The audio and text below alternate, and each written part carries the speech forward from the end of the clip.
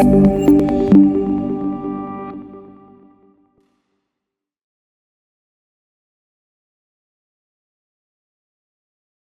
الحمد للہ نحمده ونستعینه ونستغفره ونعوذ باللہ من شرور انفسنا ومن سیئات اعمالنا من يهده اللہ فلا مضل له ومن يضلل فلا هادی له واشهد ان لا الہ الا اللہ وحدہ لا شریک له واشهد ان محمدا عبدہ ورسولہ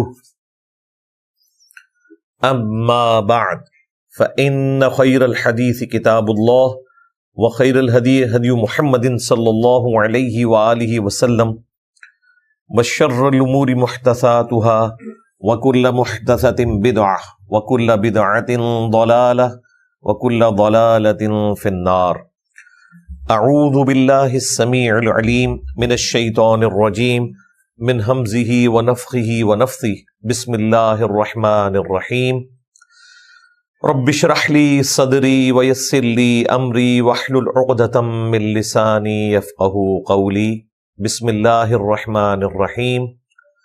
ان اللہ وملائکتہ یصلون علی النبی یا ایہا الذین آمنوا صلوا علیہ وسلموا تسلیما. اللہم صلی علی محمد وعلی آل محمد کما صلیت علی ابراہیم وعلی آل ابراہیم انک حمید مجید. اللہم بارک علی محمد وعلی آل محمد کما بارکت علی ابراہیم وعلی آل ابراہیم انک حمید مجید. اللہم ربنا آتنا فی الدنیا حسنۃ وفی الآخرۃ حسنۃ وقنا عذاب النار. ربنا آتنا من لدنک رحمۃ وہیئ لنا من امرنا رشدا.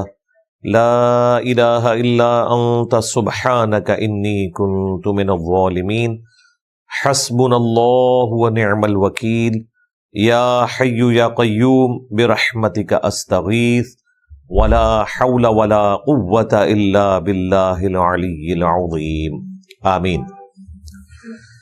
الحمدللہ آج 6 اکتوبر 2024 کو سنڈے کے دن ہماری یہ قرآن کلاس نمبر 196 کی اسٹوڈیو ریکارڈنگ ہونے جا رہی ہے. آج انشاءاللہ تعالی سورہ بنی اسرائیل کی آیت نمبر 56 سے سٹارٹ لیں گے.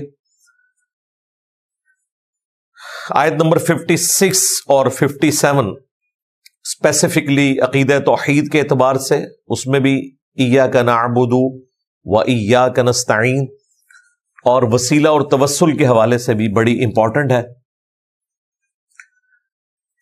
اس آیت مبارکہ کو میں نے جو ریسرچ پیپر ہے دعا صرف اللہ ہی سے، اس میں بھی ڈسکس کیا ہے. ان لوگوں کے رد پہ جو لوگ یہ کہتے ہیں کہ توحید سے متعلق آیات بتوں کے بارے میں ہے. یہ آیت مبارکہ بتوں سے متعلق نہیں ہے بلکہ جنات سے متعلق ہے. اعوذ باللہ السمیع العلیم من الشیطان الرجیم. بسم اللہ الرحمن الرحیم. قل ادعوا الذین زعمتم من دونہ. اے نبی ان سے فرماؤ کہ پکار کر دیکھو ان ہستیوں کو جن کے بارے میں تمہارا گمان ہے، تمہیں زوم ہے ان کے بارے میں اللہ کے سوا. فلا یملکون کشف الضر عنکم ولا تحویلا. نہ تو وہ اس بات کا اختیار رکھتے ہیں کہ تم سے تکلیف کو دور کر سکیں اور نہ اس تکلیف کو پھیر دینے کا اختیار رکھتے ہیں. وہ کہتے ہیں نا جو لوگ 11ویں دیتے ہیں نا تو وہ تکلیف پھر کے خواب میں چلی جاتی ہے. وہ کوکب نورانی صاحب بھی بتا رہے تھے شیخ عبد القادر جیلانی کہ ایک مرید کے بارے میں کہ 70 دفعہ ایک رات میں اس کو نائٹ فال ہوا تو شیخ صاحب نے فرمایا یہ تیری قسمت میں 70 دفعہ بدکاری لکھی ہوئی تھی جو میری دعا کی برکت سے خواب میں کنورٹ ہو گئی. اب یہ پتہ نہیں کتنی لمبی رات ہے اور یہ 70 دفعہ حیران کن بات ہے. ساری کہانیاں بنائی ہوئی ہیں. وہ کہتے ہیں جو لوگ 11ویں دیتے ہیں ان کی تکلیف کو یا خواب کی طرف پھیر دیا جاتا ہے یا دشمنوں پہ ڈال دیا جاتا ہے. تو اللہ تعالیٰ فرما رہا ہے کہ وہ ہستیاں جن کے بارے میں تمہارا گمان ہے نا, اللہ کے سوا تم زوم رکھتے ہو, وہ نہ تو تمہاری تکلیف دور کر سکتی ہیں نہ ہی اس تکلیف کو تم سے پھیر سکتی ہیں. اب یہاں تک اگر اس آیت کو پڑھا جائے تو مطلب دونوں طرف جا سکتا ہے کہ اس سے مراد وہ بت بھی ہیں جن کی لوگ عبادت کرتے تھے, اگرچہ بتوں کے پیچھے بھی عقیدہ بزرگوں والا ہی ہے. وہ سورہ نوح کی جو آیت مبارکہ میں 5 بتوں کا ذکر آیا, اس کانٹیکسٹ میں صحیح بخاری کے اندر موجود ہے. عبداللہ ابن عباس کہتے ہیں کہ یہ قوم نوح میں 5 نیک لوگ تھے جن کے نام کے اوپر لوگوں نے پہلے یادگاریں بنائی, پھر اس جگہ پہ پتھر رکھ دیے, پھر ان کے بت تراشے, الٹیمیٹلی ڈائریکٹ ان کی عبادت بھی شروع کر دی. بت کا کانسیپٹ بیسیکلی پیچھے بزرگوں کے ساتھ یا انبیاء کے ساتھ ہی جوڑتا ہے. اس میں ان اولیاء اللہ کا یا انبیاء کرام کا قصور نہیں ہے, ان کے ماننے والوں کا. تو یہ آیت مبارکہ بتوں سے متعلق بھی ہو سکتی ہے اور انبیاء سے متعلق بھی ہو سکتی ہے ڈائریکٹلی. انڈائریکٹلی تو ہے, ظاہر ہے بت ہمیشہ اللہ کے نیک بندوں کے ہی بنائے جاتے ہیں, لیکن اگلی آیت اس کو کلیئر کر رہی ہے. اولئک الذین یدعون یبتغون الی ربہم الوسیلہ, وہ مقبول بندے, یہ اعلیٰ حضرت اب ترجمہ کر رہے ہیں اس کا, یہ میرا ترجمہ نہیں ہے, جنہیں یہ پوج رہے ہیں یا پکار رہے ہیں. وہ پکارنا ترجمہ کرنے میں ان کو ذرا تھوڑا تردد ہوتا ہے تو وہ پوجنا کر دیتے ہیں. یبتغون الی ربہم الوسیلہ, وہ تو خود اپنے رب کی طرف وسیلہ تلاش کرتے ہیں.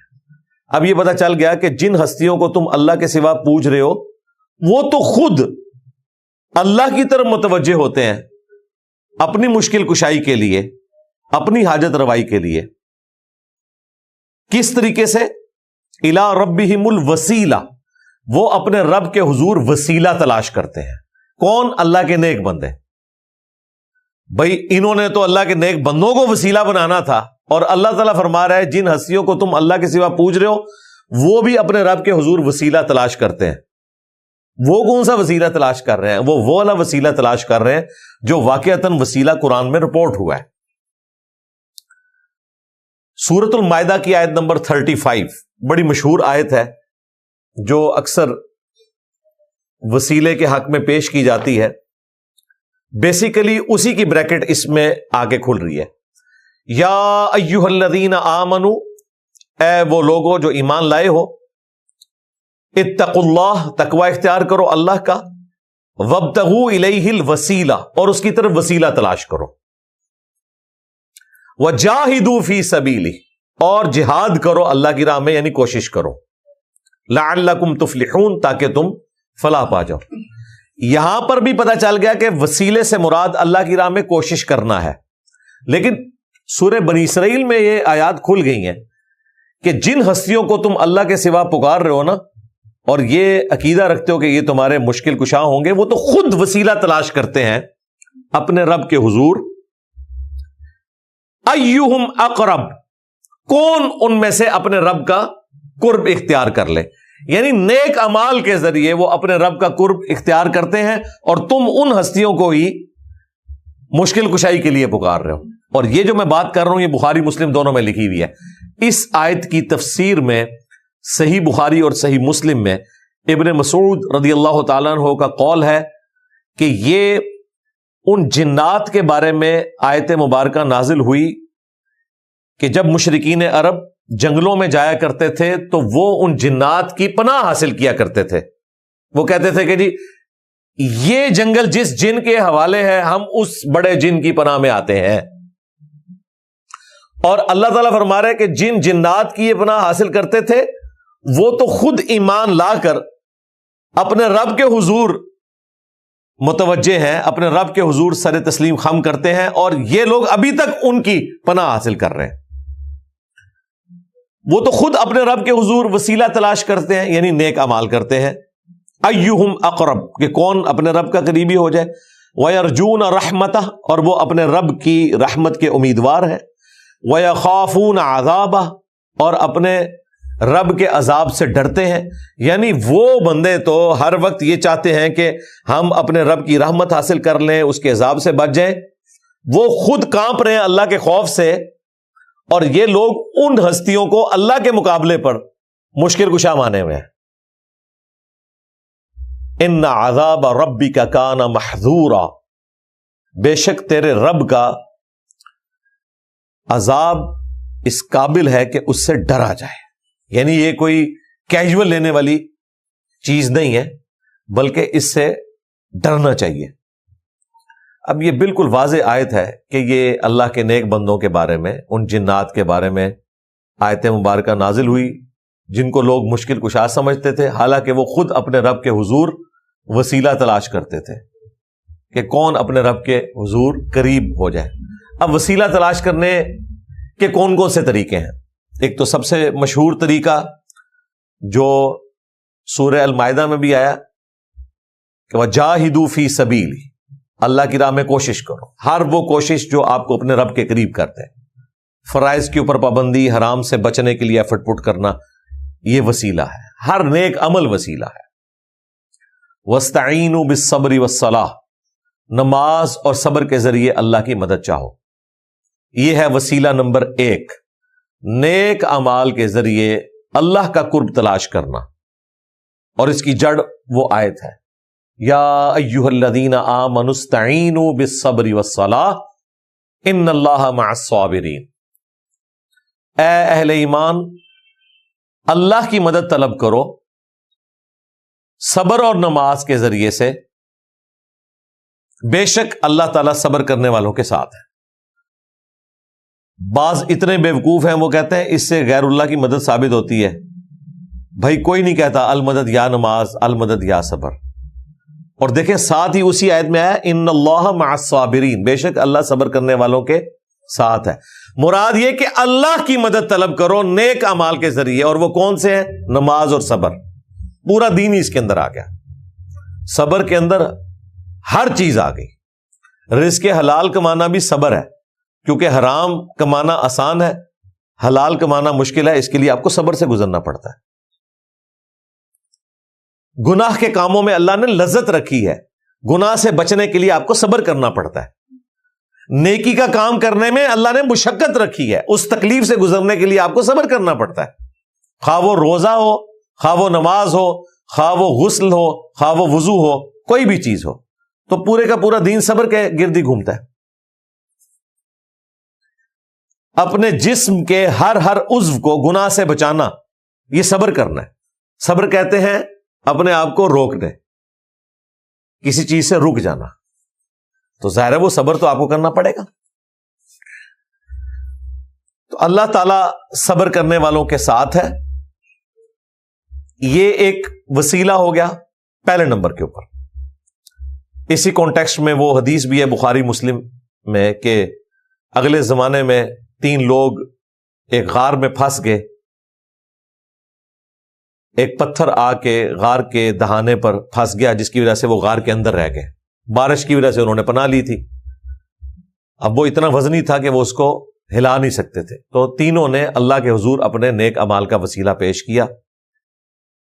پہلے ایک شخص نے پیش کیا، تھوڑا سا پتھر سرک گیا، غیبی مدد آئی، پھر دوسرے نے، پھر تیسرے نے، اور اتنا راستہ بن گیا کہ وہ نکل گئے وہاں سے۔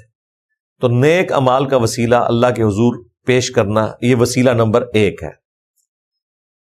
وسیلہ نمبر 2، اللہ تعالیٰ کے اسماء کا وسیلہ، وَلِلَّهِ الْأَسْمَاءُ الْحُسْنَى فَادْعُوهُ بِهَا، اللہ ہی کے لیے ہیں تمام اچھے نام، اس کے ناموں کے ذریعے اسے پکارو۔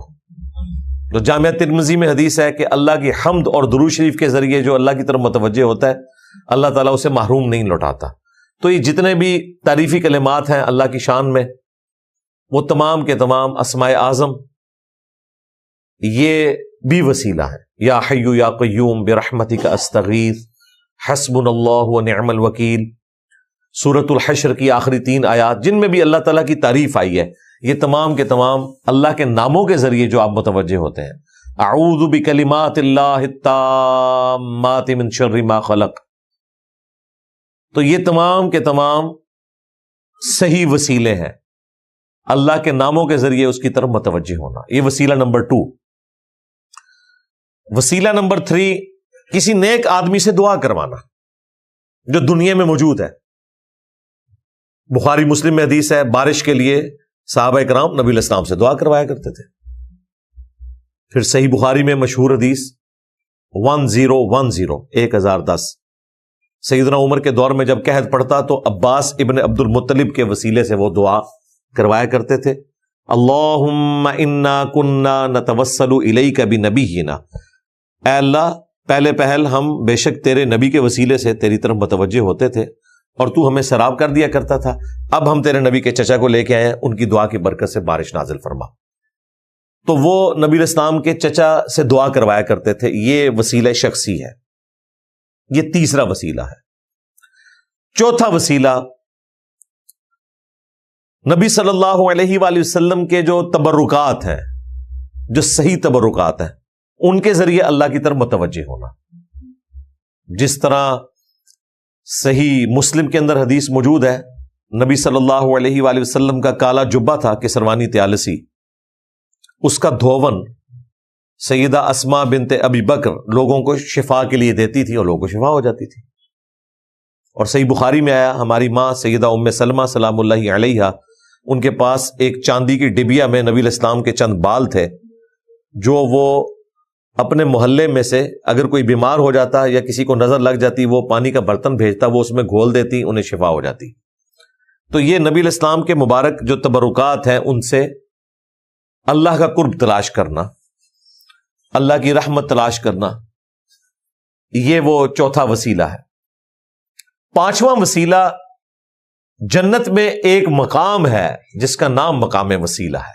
سب سے اعلیٰ مقام جنت کا بخاری مسلم میں حدیث ہے وہ اس کائنات میں ایک ہی شخص کو ملے گا اور میں اللہ سے امید کرتا ہوں کہ وہ شخص میں ہوں گا. جو شخص اذان کا جواب دے اور اس کے بعد مجھ پر درود شریف پڑھے اور پھر مقام وسیلہ کی دعا مانگے میرے حق میں، تو میری شفاعت اس کے حق میں قیامت کے دن انشاءاللہ تعالی حلال ہو جائے گی. تو یہ نبی علیہ السلام نے ایک وظیفہ سکھایا شفاعت رسول صلی اللہ علیہ وآلہ وسلم حاصل کرنے کا. یہ 5 وسیلے ہیں جی. آیت وسیلہ جب آئی تھی سورہ المائدہ کی 35 نمبر، اس کانٹیکسٹ میں میں نے کافی تفصیل سے گفتگو کی تھی.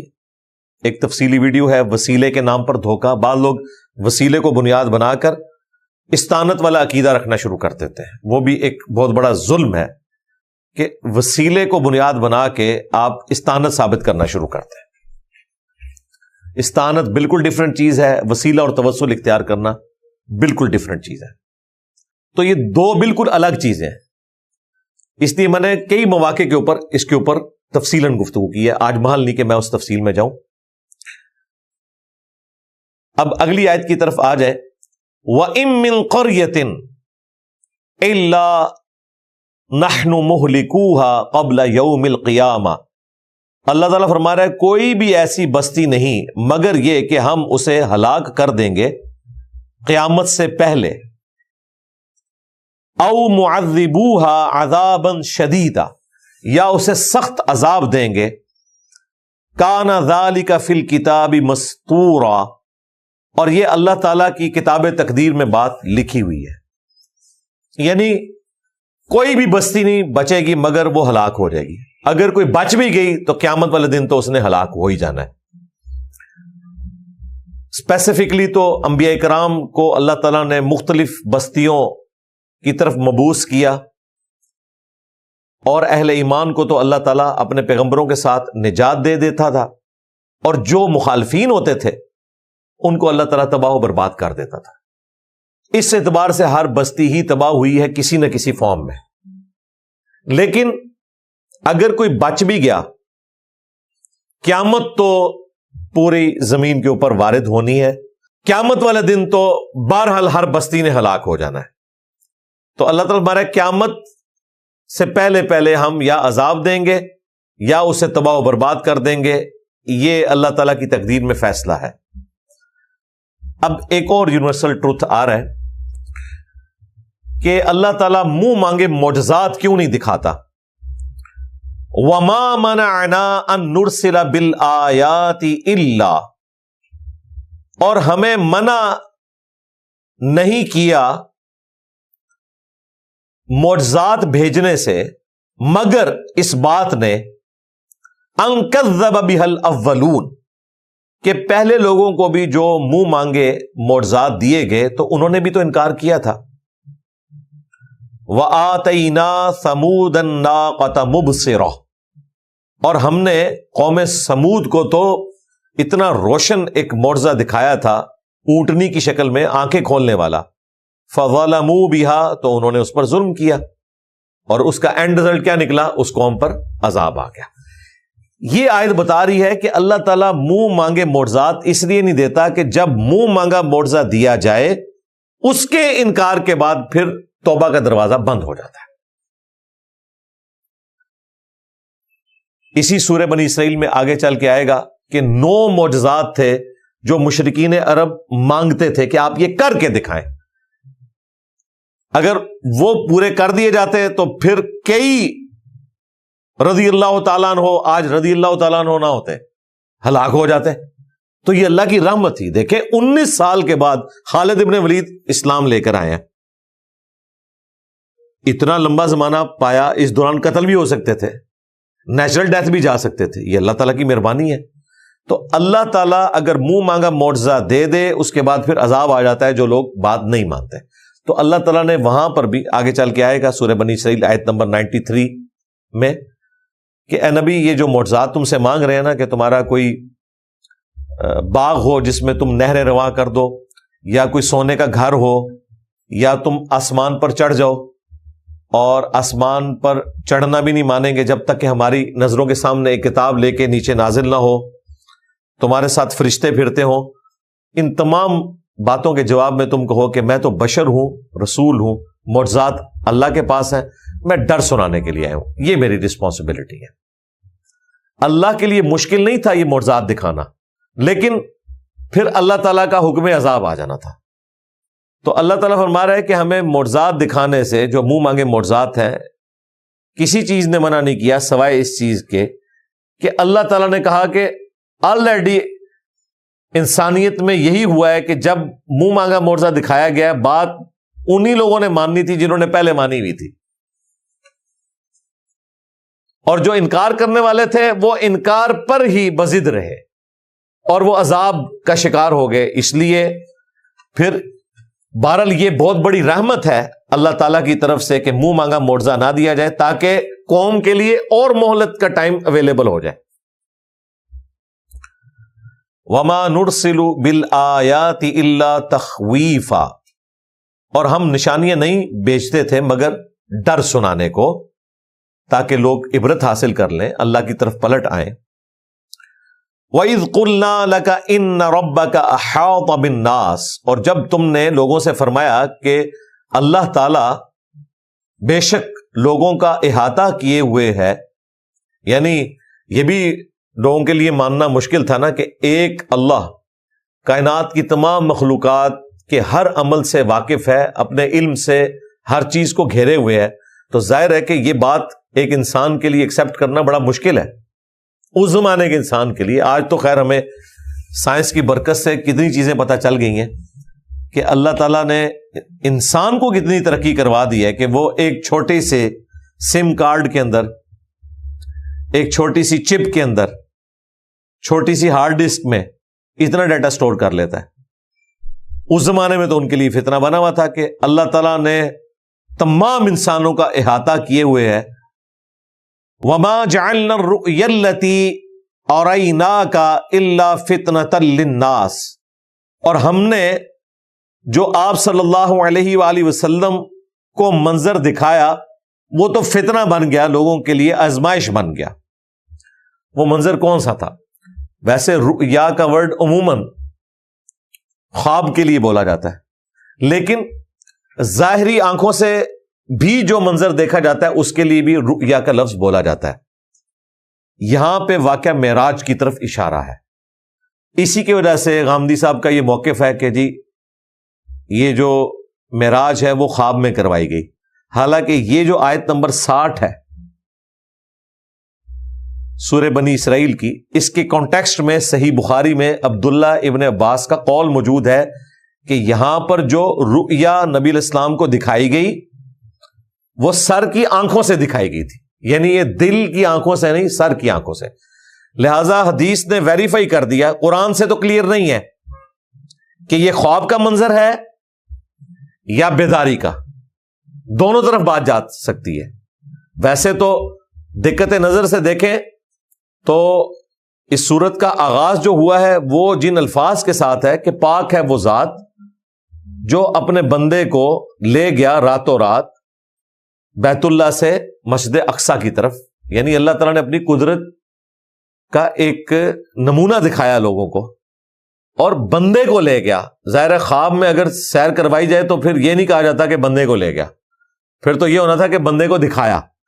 تو ان دونوں آیات کو جوڑیں تو ابن عباس کا قول بالکل فٹ ان بیٹھتا ہے مسلمانوں کے اجماعی عقیدے کے اعتبار سے کہ نبی علیہ السلام کو واقعہ معراج بیداری میں کروایا گیا.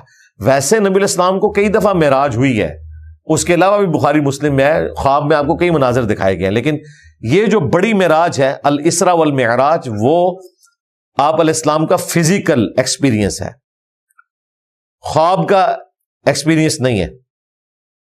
تو اللہ تعالیٰ ہمارا اس واقعے کو ہم نے فتنہ بنا دیا. ظاہر فتنہ تو بن گیا نا.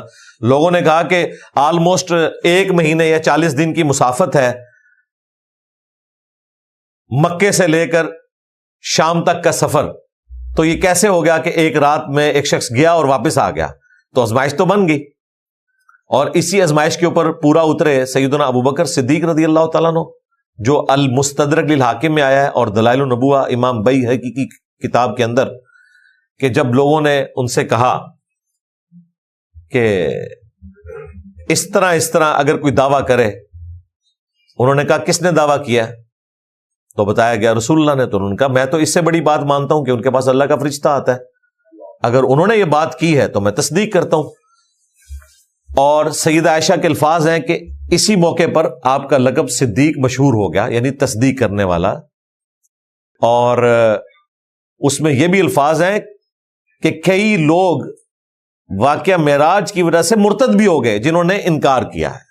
اور یہ جو قرآن میں نا یہ فتنہ بن گیا ہے، یہ فتنہ صرف کافروں کے لیے نہیں تھا، مسلمانوں کے لیے بھی بنا. کئی لوگ مرتد بھی ہو گئے نبی علیہ السلام کا انکار کر کے. وَالشَّجَرَةَ الْمَلْعُونَةَ فِي الْقُرْآنِ، اور وہ پیڑ جس کے اوپر لعنت کی گئی ہے قرآن کے اندر. یہ پیڑ کون سا؟ جو جہنمیوں کا کھانا ہوگا. ان الشجرۃ الزقوم طعام الاثیم، جو سورہ الدخان میں آئے گا کہ زقوم کا درخت جو ہے وہ گناہگاروں کی خوراک ہوگا. یہ بھی ایک فتنہ بن گیا کافروں کے لیے. وہ کیسے بن گیا؟ وہ یہ سمجھ رہے تھے جس طرح دنیا میں درخت اگر آگ ان کو دکھائی جائے تو درخت تو جل جاتا ہے، تو یہ کون سا درخت ہے جو جہنم کی آگ میں ہوگا؟ جہنم کی آگ میں درخت کیسے ایگزسٹ کر سکتا ہے؟ وہ اس فزیکل ورلڈ کے اعتبار سے اسے دیکھ رہے تھے، حالانکہ وہ تو اسپیشل درخت ہے، وہ اللہ نے اگایا ہی ایسا ہے، وہ آگ میں ہی اگے گا اور اس کے کڑوے پتے جہنمیوں کی خوراک ہوگی. اگرچہ ان کا دل نہیں کرے گا کھانے کو، لیکن وہ مجبوراً کھائیں گے.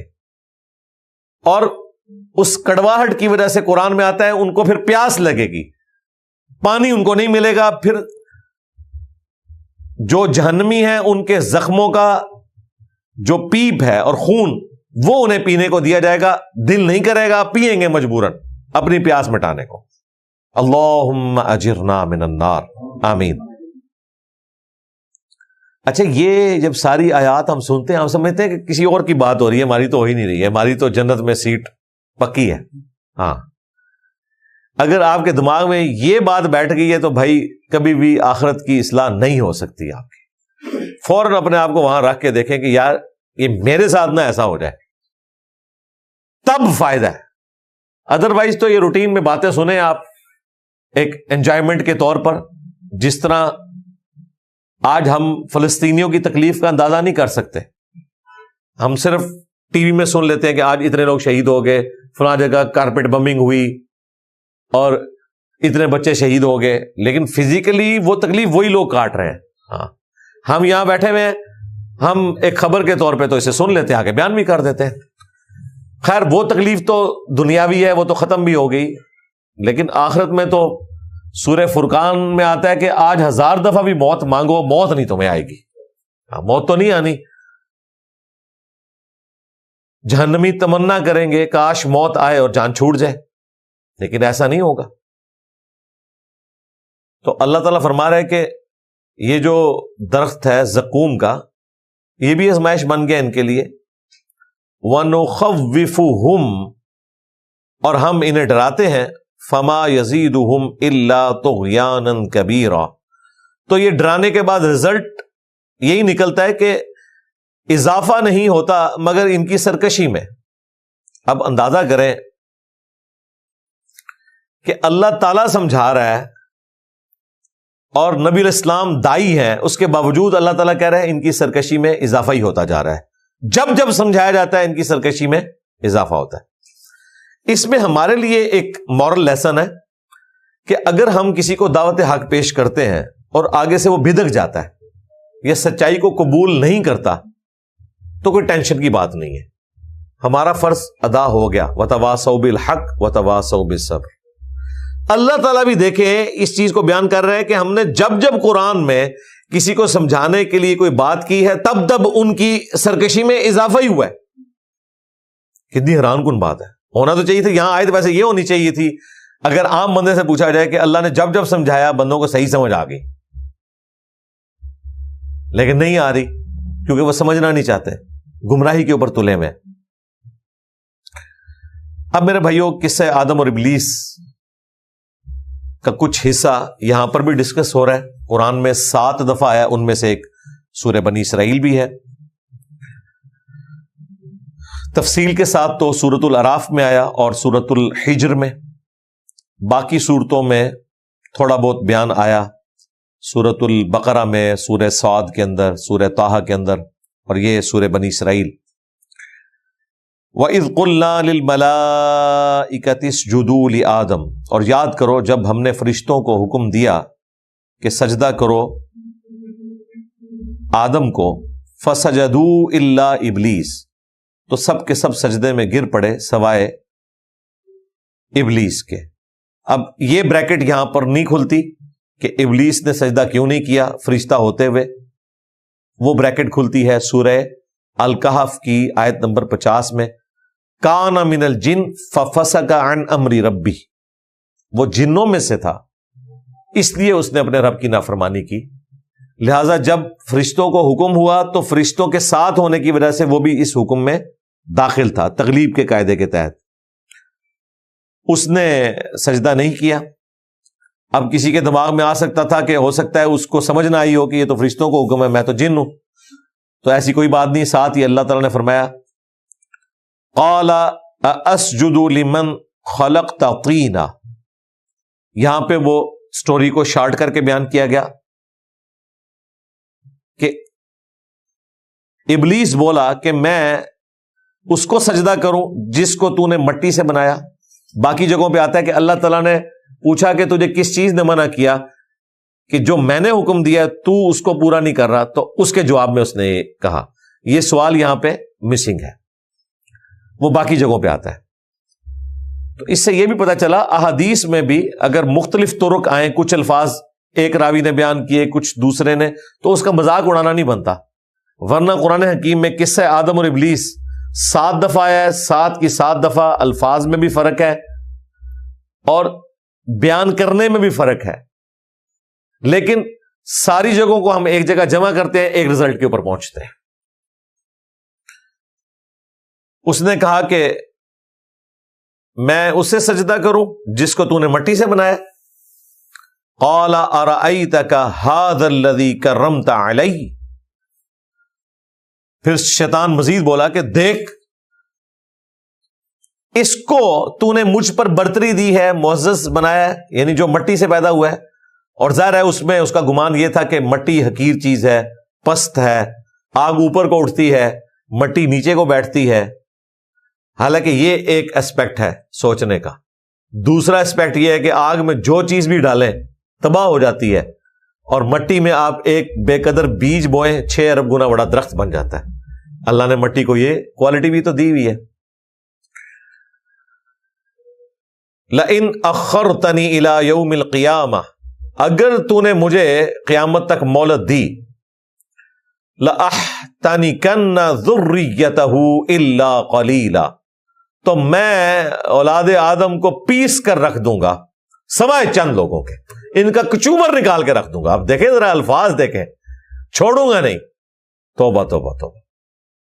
قال اذهب، اللہ تعالیٰ نے فرمایا دور ہو جا. اب یہاں پر وہ مسنگ لنک ہے جو باقی جگہوں پہ آیا کہ اللہ تعالیٰ نے فرمایا کہ میں نے تجھے قیامت کے دن تک مہلت دے دی، ٹھیک ہے، وہ مسنگ ہے. فمن تبعک منہم، تو یاد رکھنا جو کوئی بھی تیری پھر اتباع کرے گا، فإن جہنم جزاؤکم جزاء موفورا، تو ایسوں کا بدلہ پھر دوزخ کی آگ ہوگی جو کہ بھرپور بدلہ ہے. بڑی حیران کن بات ہے، دنیا میں اگر کوئی شخص کسی بڑے شخص کو دھمکی لگائے کہ میں تیرے بندوں کو پیس کے رکھ دوں گا، اس کے جواب میں جس کو دھمکی لگائی جا رہی ہو وہ زیادہ طاقتور ہو تو وہ آگے سے کہتا ہے میں دیکھتا ہوں میرے بندوں کو کون ہاتھ لگاتا ہے. یہی ہوتا ہے نا. لیکن اللہ نے ایسا نہیں کیا. اس سے آپ کو اللہ تعالیٰ کی بے پرواہی کا اندازہ ہوا. اللہ کو کوئی پرواہ نہیں ہے کہ پیدا اس نے کیے ہیں اور وہ چل رہے شیطان کے راستے پہ. اللہ تعالیٰ کہتا ہے ٹھیک ہے دفع ہو جاؤ، میں نے کوئی گارنٹی نہیں لی تمہاری. میرا کام تھا تمہاری انسٹنکٹ میں حق رکھ دینا، انبیاء اور کتابوں کے ذریعے سچ بتا دینا. اب بھی تم نے اگر جہنم کا فیصلہ اپنے لیے کرنا ہے تو ٹھیک ہے جاؤ. وَلَقَدْ ذَرَأْنَا لِجَهَنَّمَ كَثِيرًا مِنَ الْجِنِّ وَالْإِنسِ، اور بے شک لوگوں کی اکثریت جنوں اور انسانوں میں سے پیدا ہی اس لیے ہوئے ہیں کہ وہ جہنم میں جائیں، وَلِعَوْذُ بِاللَّهِ تعالی. اور وہ اللہ تعالیٰ نے جان بوجھ کے نہیں کیا. اللہ تعالیٰ نے فرمایا کہ ہم نے انہیں عقل دی تھی، یہ سوچتے نہیں، انہیں آنکھیں دی تھی یہ دیکھتے نہیں، انہیں کان دیے تھے یہ سنتے نہیں، یعنی عبرت حاصل نہیں کرتے. اولئک کالانعام بل هم اضل، یہ چوپایوں کی مانند ہے بلکہ اس سے بھی کہیں گزرے ہیں. وہ ایک الگ چیز. اللہ تعالیٰ کسی پہ ظلم کرنے والا نہیں ہے. اللہ تعالیٰ نے حق واضح کر دیا. اب یہاں پہ بھی دیکھیں اللہ تعالیٰ فرما رہا ہے کہ جو کوئی بھی تیری پیروی کرے گا نا اس کا پھر بدلہ یہی ہے کہ وہ پھر جہنم میں جائے گا اور بھرپور سزا ہے اس کے لیے. اب اس کے ساتھ اللہ تعالیٰ نے پھر کھلی چھٹی دے دی ہے شیطان کو. یہ بڑے حیران کن الفاظ ہے. وَاسْتَفْزِزْ مَنِ اسْتَطَعْتَ مِنْهُمْ بِصَوْتِكَ، اللہ تعالیٰ فرماتا ہے کہ جو تجھ سے ہو سکتا ہے نا پوری طاقت لگا، آواز کے ذریعے انہیں ورغلا. وَأَجْلِبْ عَلَيْهِمْ بِخَيْلِكَ وَرَجِلِكَ، اور ان پر لا چڑھا اپنے سوار بھی اور پیادے بھی. یعنی ایک محاورتاً بات ہو رہی ہے نا، جیسا جنگ ہوتی ہے نا اس میں کچھ سوار ہوتے ہیں کچھ پیادے ہوتے ہیں. اللہ تعالیٰ کہہ رہا ہے سارے اپنے شتونگڑے، تیرے سارے چیلے چانٹے، تیری اولاد. ظاہر ہے وہ تو صحیح مسلم میں حدیث ہے کہ ہر انسان کے ساتھ ایک فرشتہ اور ایک شیطان جن اٹیچ ہے. ہر انسان کے ساتھ فرشتہ اسے اچھائی کی طرف بلاتا ہے اور شیطان برائی کی طرف. یہ اللہ نے بیلنس کیا ہوا ہے.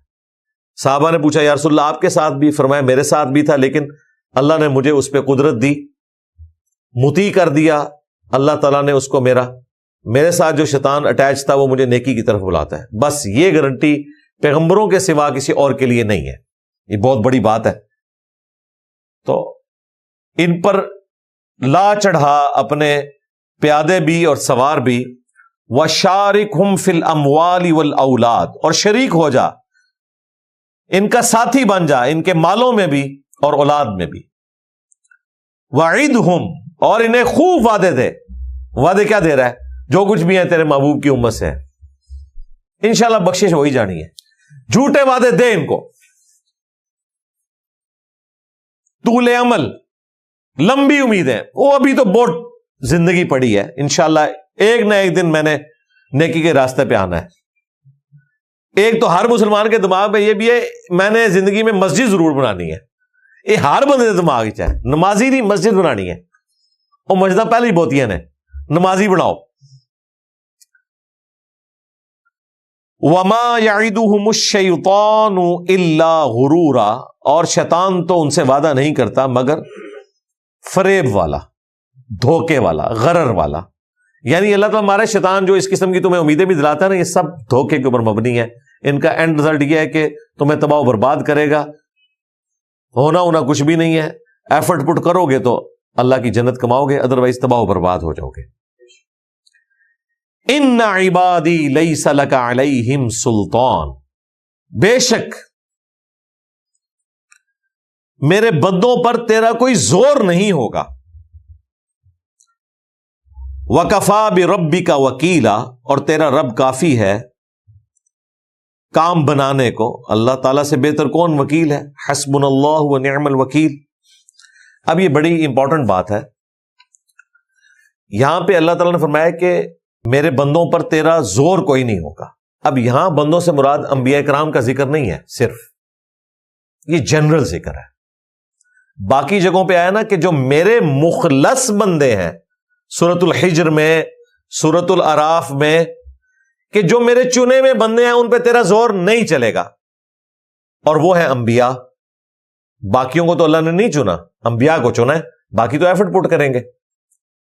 لیکن یہاں یہ بات نہیں آئی کہ میرے چنے ہوئے بندوں کے اوپر تیرا زور نہیں ہوگا، یہاں آیا کہ میرے جو بندے ہیں ان پہ تیرا زور کوئی نہیں ہوگا۔ مراد کیا؟ جو سورہ ابراہیم کی آیت نمبر 22 میں بڑی تفصیل سے بولا تھا، شیطان سے آخری ملاقات، اس میں جب قیامت والے دن شیطان انسان اکٹھے ہوں گے تو وہاں پر شیطان بھی ایک تقریر کرے گا، واز کرے گا، اور کہے گا کہ دیکھو دنیا میں اللہ نے جو وعدہ کیا تھا وہ پورا کر دیا، اور میں نے جو وعدہ کیا تھا آج میں اپنا وعدہ توڑتا ہوں، نہ تم میرے کچھ کام آ سکتے ہو نہ میں تمہارے کچھ کام آ سکتا ہوں۔ اور دیکھو دنیا میں نے صرف برائی کی طرف تمہیں بلایا تھا، میرا تمہارے پہ کوئی زور نہیں تھا، لہذا آج اپنی جان کو ملامت کرو، مجھے ملامت نہ کرو۔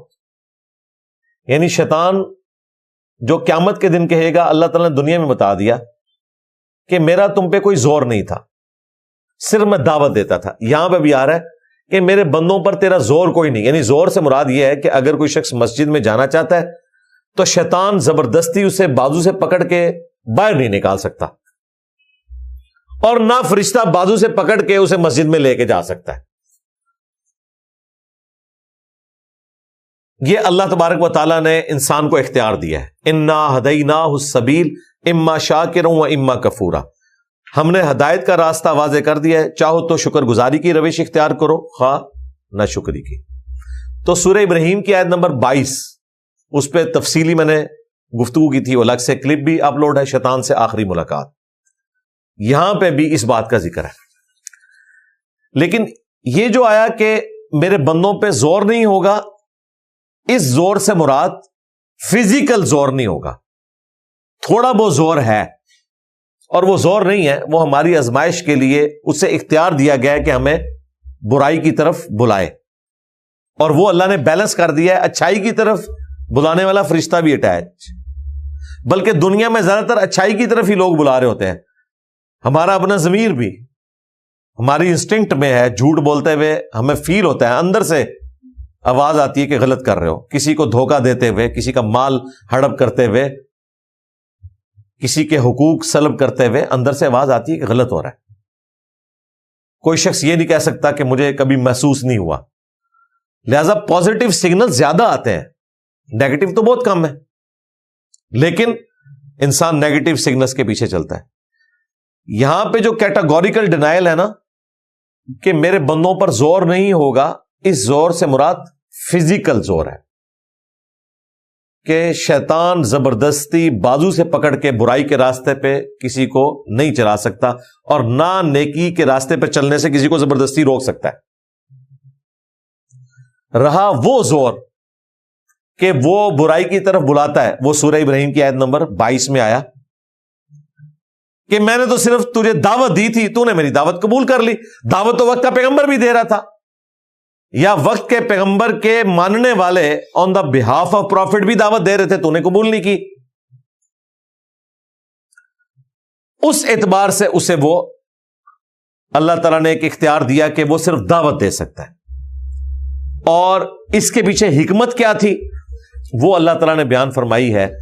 یہاں پہ میں وہ کراس ریفرنس کے طور پہ آپ کو بڑی حیران کن بات بتا دوں، اور میں جب بھی یہ آیت پڑھتا ہوں یقین کریں پریشان ہو جاتا ہوں کہ ایک ہم اسلام کے دعوے دار ہیں، اللہ کے ماننے والے ہیں، پیغمبروں کے ماننے والے ہیں، اللہ سے وعدہ کرتے ہیں اور وعدہ خلافی کرتے ہیں، اور ایک شیطان ہے جس نے اللہ تعالیٰ سے نیگیٹو وعدہ کیا تھا اور اس نے اپنا وعدہ پورا کر دیا.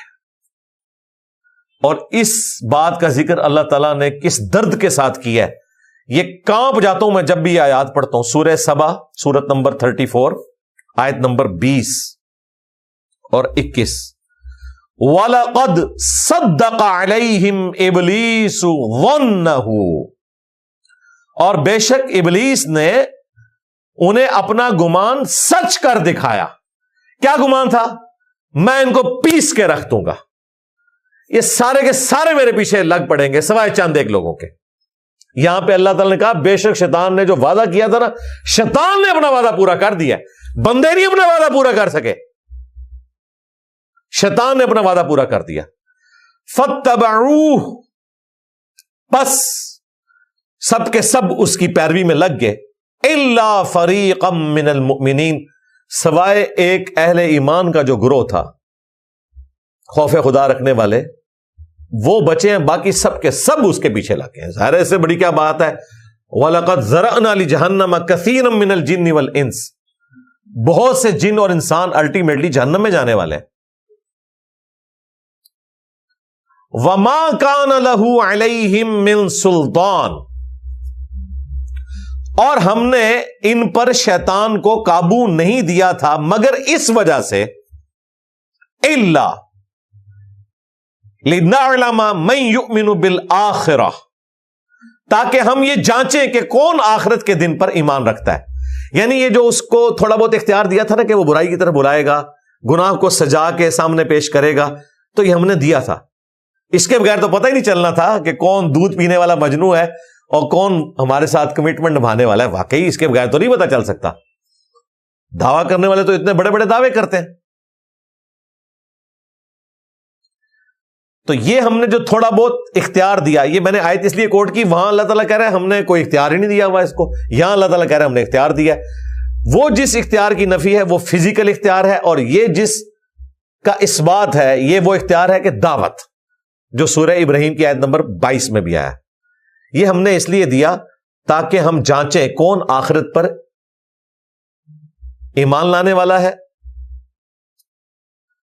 ممن ہوا منہا فی شک، اور کون ان میں سے ایسا ہے جو آخرت کے معاملے میں شک میں مبتلا ہے. ظاہر ہے جسے پتا ہے میں نے اللہ کے حضور پیش ہونا ہے تو اس نے تو شیطان کی پیروی نہیں کرنی. اس نے تو کہنا یہ میں 50-60 سال کا روزہ رکھ لوں اور پھر ہمیشہ کی افطار ہے، اربوں سال کی زندگی ہے. وَرَبُّكَ عَلَىٰ كُلِّ شَيْءٍ حَفِيظٌ، اور بے شک تمہارا رب ہر چیز کے اوپر نگہبان ہے. یہ دو آیتیں مبارکہ اس پورے مقدمے کو کلیئر کر دیتی ہیں کہ انسان اپنا وعدہ پورا نہیں کر سکا، شیطان نے اپنا وعدہ پورا کر دیا اور اس نے کچومر نکال کے رکھ دیا اولاد آدم کا، سوائے چند اہل ایمان کے. اور وہ بھی اللہ تعالیٰ نے اس شیطان کو اختیار نہیں دیا تھا کہ وہ فزیکلی کچھ کر سکے سوائے دعوت دینے کے. تو یہ بڑا حیران کن معاملہ ہے. لوگ کہتے ہیں نہیں سپر پاور امریکہ ہے، میں کہتا ہوں نہیں، سپر پاور اگر دیکھنی ہے تو ابلیس ہے، اس سے بڑی کوئی سپر پاور نہیں ہے. اللہ تعالیٰ نے جو اس کو اختیار دیا ہوا ہے، ہر برائی کے پیچھے سپر پاور یہی ہے، اور واقعی اس نے کر دکھایا جو اس نے کرنا تھا، اور اس نے اپنا گمان سچ کر دکھایا کہ میں اکثریت کو بہکا دوں گا اور تو انہیں ناشکر ہی پائے گا. یہ بھی آیا تھا تو اللہ تعالیٰ نے کیا فرمایا تھا کہ مجھے بھی اپنی عزت کی قسم ہے کہ میں ضرور بھر دوں گا جہنم کو تجھ سے اور ہر اس شخص سے، خواہ وہ جنوں میں سے ہوا یا انسانوں میں سے، جو تیری پیروی کرے گا۔ میں نے بھی پھر کوئی گارنٹی نہیں اٹھائی ہوئی ہے۔ کاش اللہ تعالیٰ ہماری گارنٹی لے لیتا، پھر تو امتحان ہی ختم ہو جاتا، پھر جنت بھی نہیں ملنی تھی۔ اللہ تعالیٰ نے گارنٹی نہیں لی۔ ہاں، ایک اللہ تعالیٰ نے انسان کے ساتھ اتنی بڑی چیز اٹیچ کر دی ہے کہ اسے سوچنے سمجھنے کی صلاحیت دی ہے، اس کی انسٹنکٹ میں اچھائی کی محبت اور گناہ سے نفرت ڈال دی ہے، اور انبیاء کرام کی تعلیمات کے ذریعے سچ کا سچ ہونا اور برائی کا برائی ہونا، گناہ کا گناہ ہونا بتا دیا ہے۔ جو سورۃ النساء میں آیا کہ ہم نے یہ پیغمبر اس لیے بھیجے تاکہ قیامت کے دن کوئی شخص اللہ تعالیٰ کے مقابلے پر کوئی دلیل، کوئی حجت نہ بنا سکے انبیاء کے آ جانے کے بعد۔ تو اللہ تعالیٰ نے وہ جو اپنا پلان تھا نا، اس کو بڑے صحیح طریقے سے پورے ایس او پی کو رکھا ہوا ہے، ہر چیز اپنی جگہ پہ فٹ ہے، کوئی قیامت والے دن اللہ تعالیٰ کو گلا شکوہ نہیں کر سکتا۔ اور سب سے بڑھ کر یہ کہ یہ جو آخرت میں ہونا ہے اس کی فلم دنیا میں ہی چلا دی ہے کہ یہ ہو جائے گا۔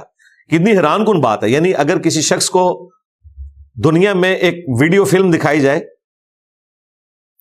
اسے آپ منع کریں کہ فلاں طرف تم نے نہیں جانا ورنہ تمہارا ایکسیڈنٹ ہو جائے گا، اور وہ کہے کہ نہیں، ہو ہی نہیں سکتا، میرے جیسا تو ہمارا ڈرائیور ہی کوئی نہیں ہے، لیکن اسے دکھائی جائے اس کی ویڈیو کہ یہ دیکھو، یہ تم جب جاؤ گے نا تو یہ دیکھو، یہ رانگ سائڈ سے ایک ٹریلا تیار ہے تمہیں شہادت کے درجے پہ فائز کرنے کے لیے۔ یہ اگر مستقبل پہلے دکھا دیا جائے، آنے والا وقت سی سی ٹی وی میں، اور وہ کچومر اور قیمہ نکلتا ہوا بندہ اپنا، کسی کا نہیں، اپنا نکلتا ہوا دیکھے، میں کہتا ہوں جو پوری زندگی اس طرف نہیں جائے گا بلکہ ادھر سے نکلے گا ہی نہیں وہ۔ اور اللہ تعالیٰ نے آخرت کی پوری فلم چلا دی ہے، یہ ہوگا، شیطان یہ بات کرے گا، پھر تمہارے ساتھ یہ ہو جائے گا، پھر تم یہ بھی گلا شکوہ کرو گے، کاش اللہ تعالیٰ دنیا میں دوبارہ بھیج دے، میں پھر اچھے اعمال کروں گا، میں اس قسم کی زندگی نہیں گزاروں گا، ٹھیک ہے، اور پتہ نہیں اے اللہ ہمارے بزرگوں کو دگنا عذاب دے، ان کی وجہ سے ہم گمراہ ہوئے، ٹھیک ہے۔ اللہ تعالیٰ کہے گا تمہارے لیے بھی دگنا ہے، ان کے لیے بھی دگنا ہے، کیونکہ تم نے بھی اپنے آنے والوں کو گمراہ کیا۔ یعنی کوئی بہانہ چلنا نہیں ہے، ہر طرح سے ہاتھ پاؤں انسان مارے گا، یہ کہہ کے کہ مجھے دنیا میں دوبارہ واپس بھیج دے، یہ بھی کہہ کے کہ یا اللہ میرے بزرگوں کو دگنا عذاب دے دے، اور یہ بھی کہہ کے اے اللہ میری بیوی، میرے بچے، میرے ماں باپ اور میرے پاس جو کچھ ہے یہ مجھ سے لے لے، مجھے چھوڑ دے۔ اور یہ بھی کہہ کے کہ اللہ تعالیٰ فرماتا ہے کہ اگر انسان کے پاس یہ پوری زمین سونے کی ہو اور اس کے مثل اور ہو جائے تو وہ فدیے میں دینے کو تیار ہو جائے گا اپنی جان چھڑانے کے لیے۔ لیکن یہ ساری باتیں اللہ تعالیٰ نے سمجھانے کے لیے بیان کی ہیں، اور اینڈ پہ کہا کہ ہونا کچھ نہیں ہے۔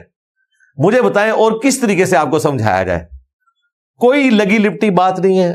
وہ ہمارے استاد ڈاکٹر سرار صاحب اس کے لیے ایک ورڈ بولتے تھے کہ بالکل اریاں فلسفہ ہے، بالکل ننگا فلسفہ ہے، یعنی کوئی پردہ نہیں ہے، بالکل جو چیز ہونے والی تھی نا وہ بتا دی گئی ہے تاکہ کوئی شخص قیامت والے دن کوئی گلا شکوہ نہ کر سکے۔ لہٰذا یہ اللہ تعالیٰ کی بہت بڑی مہربانی ہے۔ واللہ انبیاء کرام علیہ السلام نہ بھی ہوتے، یہ کتابیں نہ بھی ہوتی، تب بھی ہم اللہ کے حضور اکاؤنٹیبل تھے، لیکن اب تو نور علی نور ہے، کوئی شخص یہ کہہ ہی نہیں سکتا کہ مجھے تو پتہ ہی نہیں چلا۔ اور یہ بھی دیکھیں اللہ تعالیٰ نے اپنے ذمہ کرم کے اوپر لیا ہوا ہے کہ موت سے پہلے پہلے ہر بندے کو اللہ تعالیٰ حق بات دکھاتا ضرور ہے۔ کوئی شخص یہ کہہ نہیں سکتا کہ میری زندگی میں ایسا کوئی لمحہ نہیں آیا کہ مجھے اس طرف توجہ نہ آئی ہو کہ میں نے مر کے اللہ کے حضور پیش ہونا ہے۔ یہ جتنے لوگ آج کل نیو مسلمز ہیں، میجورٹی ان کی وہ ہے جو کہتے ہیں ہم پرپز آف لائف کو تلاش کر رہے تھے کہ زندگی میں آنے کا مقصد کیا ہے۔ پھر گھروں میں جوان ڈیتھس ٹورڈز ایٹرنٹی ایک چینل ہے، انگلش میں بھی ہے اردو میں بھی، وہ دیکھنے والا ہے، لائف سٹوریز ہیں نیو مسلمز کی۔ ترکیے والوں نے ایک یہ فورم بنایا ہے، پوری دنیا سے جو مسلمان ہوئے ہیں ایتھیزم کو چھوڑ کر، کرسچینٹی کو، جوڈائزم کو چھوڑ کر، ان کے انٹرویوز ہیں۔ تو وہ دیکھیں میجورٹی آپ کو یہی بتاتے ہیں کہ ان کے ساتھ کوئی حادثہ پیش آیا، کسی کا جوان بھائی فوت ہو گیا، کسی کی ماں مر گئی، کسی کا باپ مر گیا۔ اچھا، پھر انہوں نے جو دنیا میں عیاشیاں ہیں، کلب میں چلے گئے، کتنے دن جائیں گے؟ کتنے دن آپ عیاشی کر لیں گے. الٹیمیٹلی ہر چیز سے انسان اکتا جاتا ہے. یہ اللہ تعالیٰ نے انسان کی نیچر رکھی ہوئی ہے. انہوں نے تو سب کچھ کر کے دیکھ لیا نا. ٹھیک ہے, ہم کہتے ہیں جی جو اللہ تعالیٰ نے حلال کی چیزیں رکھی ہوئی ہیں نا, اور ان میں لذت رکھی ہوئی ہے, وہ کھانے کی شکل میں ہو, وہ کسی اور فارم میں ہو, اس سے بھی انسان اکتا جاتا ہے. جنت میں یہ اکتاہٹ نہیں ہوگی, وہ اللہ تعالیٰ نے اس کو ختم کر دیا ہے. جنت میں انسان کسی چیز سے نہیں اکتائے گا. لیکن دنیا میں اللہ نے یہ جان بوجھ کے رکھا ہے تاکہ انسان کو بتایا جائے کہ بس اتنی لائف ہوتی ہے چیزوں کی, اور وہ تو اس کا ایکسٹریم دیکھ چکے ہیں. اس کے بعد وہ کہتے ہیں یار زندگی کیا ہے, یہی ہے کھانا پینا مر جانا. تو پھر پرپز آف لائف کو جب تلاش کرتے ہیں, خدا کے تعارف تک پہنچتے ہیں, آہستہ آہستہ اللہ تعالیٰ انہیں اسلام کی طرف گائیڈ کر دیتا ہے. اور پھر دیکھیں ان کو داڑھی کے لیے ترغیب نہیں دلانی پڑتی, ان کی عورتوں کو حجاب کے فضائل نہیں سنانے پڑتے. جو مسلمان ہوتا ہے سیدھا 24 کیرٹ سونا بن کے سامنے آ جاتا ہے. کتنی حیران کن بات ہے, ادھر مسلمان کو بوڑھے ہوتے تک اس کو زور لگانا پڑتا ہے تو وہ نماز شروع کرتا ہے صحیح طریقے سے, داڑھی کی طرف آتا ہے, حرام خوریاں چھوڑتا ہے. ادھر پہلے دن ہی وہ ڈیسائیڈ کر لیتے ہیں کہ بھائی اب خدا کو مانا ہے, اب خدا کی مرضی چلے گی, ہماری مرضی نہیں چلے گی. اور اسی کا نام ہے مسلم ہونا, to submit your will to Allah, اپنی رضا اپنے رب کے حوالے کرنا. اس کو کہا گیا مسلم, سر تسلیم خم کرنا. اور وہ واقعی مسلم ہو رہے ہیں. مسلم کا جو معنی ہے نا, اس کی پریکٹیکل مثال وہ لوگ ہیں. یہاں تو صرف گفتار کے غازی ہیں. اللہم من احییتہ منا فاحیہ علی الاسلام ومن توفیتہ منا فتوفہ علی الایمان. اللہ تعالیٰ سے دعا ہے جو حق بات میں نے کہی اللہ تعالیٰ ہمارے دلوں میں راسخ فرمائے.